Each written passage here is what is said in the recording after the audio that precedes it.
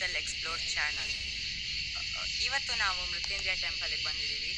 ಇದು ಕೊಡಗುವಿನ ಗೋಣಿಕೊಪ್ಪದಿಂದ ಒಂದು 50 ಕಿಲೋಮೀಟರ್ ಅಥವಾ 46 ಕಿಲೋಮೀಟರ್ ದೂರದಲ್ಲಿರುವ ಒಂದು ಪುಣ್ಯಕ್ಷೇತ್ರವಾಗಿದೆ.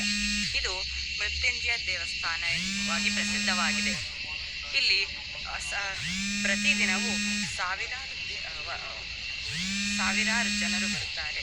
ಇಲ್ಲಿಯ ಮೃತ್ಯುಂಜಯ ಸ್ವಾಮಿ ಯಾಕೆ ಅಷ್ಟು ಫೇಮಸ್ ಅಂದರೆ, ಒಂದಾದೊಂದು ದಿನ ಒಬ್ಬ ರಾಜ ಇಲ್ಲಿ ರಕ್ಷೆಗಾಗಿ ಬರ್ತಾನೆ. ಎಷ್ಟೋ ಸೈನಿಕರು ಅವನನ್ನು ಅಟ್ಟಿಸಿಕೊಂಡು ಬಂದಾಗ ಈ ಜಾಗದಲ್ಲಿ ಬಂದು ರಕ್ಷೆಗಾಗಿ ಕೂಗುತ್ತಾನೆ. ಆಗ ಮೃತ್ಯುಂಜಯ ಸ್ವಾಮಿ ಸ್ವತಃ ಪ್ರತ್ಯಕ್ಷವಾಗಿ ದರ್ಶನವನ್ನು ನೀಡಿದ ಆ ಒಂದು ಸ್ಥಳವೇ ಇದು. ಅದಕ್ಕಾಗಿ ಇದು ಯಾವುದೇ ಪ್ರಾಣಿ ಯಾವುದೇ ಒಂದು ಬರುತ್ತದೆ, ಅದೇ ಮೃತ್ಯುಂಜಯ ಸ್ವಾಮಿಯ ಪವಾಡ. ಸೊ ಇವತ್ತು ನಾವು ಈ ಪ್ಲೇಸಿಗೆ ಬಂದಿದ್ದೀವಿ.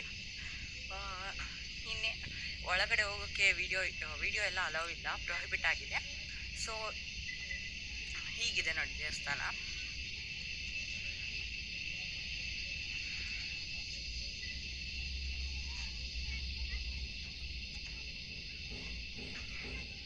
ಇಲ್ಲಿ ಬರುವವರು ಪ್ರತ್ಯೇಕ ಹೋಮ ಮತ್ತು ಸಾಮೂಹಿಕ ಹೋಮವನ್ನು ಮಾಡಿಸುತ್ತಾರೆ. ಯಾರಿಗೆ ಮೃತ್ಯು ದೋಷವಿದೆ, ಮೃತ್ಯು ಕಂಟಕವಿದೆ, ಅವರು ಪ್ರತ್ಯೇಕ ಹೋಮವನ್ನು ತಗೊಂಡು ಮಾಡಿಸುತ್ತಾರೆ.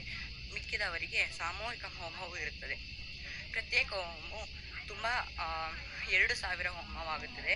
ಅದರಲ್ಲೂ ಭಾಗವಿದೆ 2000, 4000, 11,000. ಯಾರು ತುಂಬ ಶ್ರೀಮಂತರು ಅಥವಾ ಕೈಗಾದಷ್ಟು ಕೊಟ್ಟು ಪೂಜೆಯನ್ನು ಮಾಡಿಸುತ್ತಾರೆ. ಇಲ್ಲಿ ಒಂದು ವಿಷ್ಣು ದೇವಾಲಯವೂ ಇದೆ. ಇಲ್ಲಿ ಮೃತ್ಯುಂಜಯವಿದೆ. ಇಲ್ಲಿ ಅನ್ನದಾಸೋಹವೂ ಇರುತ್ತದೆ. ಪ್ರತಿದಿನ ಮಹಾಮಂಗಳಾರತಿ 12 ಗಂಟೆಗೆ ಮಹಾಮಂಗಳಾರತಿ ಆದ ತಕ್ಷಣ ಇಲ್ಲಿ ಪ್ರತಿ ದಿವಸವೂ ಅನ್ನ ಸಂತರ್ಪಣೆ ಇರುತ್ತದೆ. ಇಲ್ಲಿಗೆ ಪ್ರತ್ಯೇಕ ಹೋಮ ಮಾಡಿಸುವ ಭಕ್ತಾದಿಗಳು ಬರುತ್ತಾರೆ. ಈ ಪ್ರತ್ಯೇಕ ಹೋಮಕ್ಕೆ ಅವರ ಭಕ್ತಾದಿಗಳು 9 ಗಂಟೆಗೆ ಇರಬೇಕಾಗುತ್ತೆ. ಸಾಮೂಹಿಕ ಹೋಮಕ್ಕಾಗಿ 11 ಗಂಟೆಗೆ ಇರಬೇಕಾಗುತ್ತೆ. ಮೇಲೆ ತೋರ್ಸೋಕ್ಕಾಗಲ್ಲ, ಯಾಕಂದರೆ ವಿಡಿಯೋ ಎಲ್ಲ ಪ್ರೊಹಿಬಿಟ್ ಆಗಿದೆ.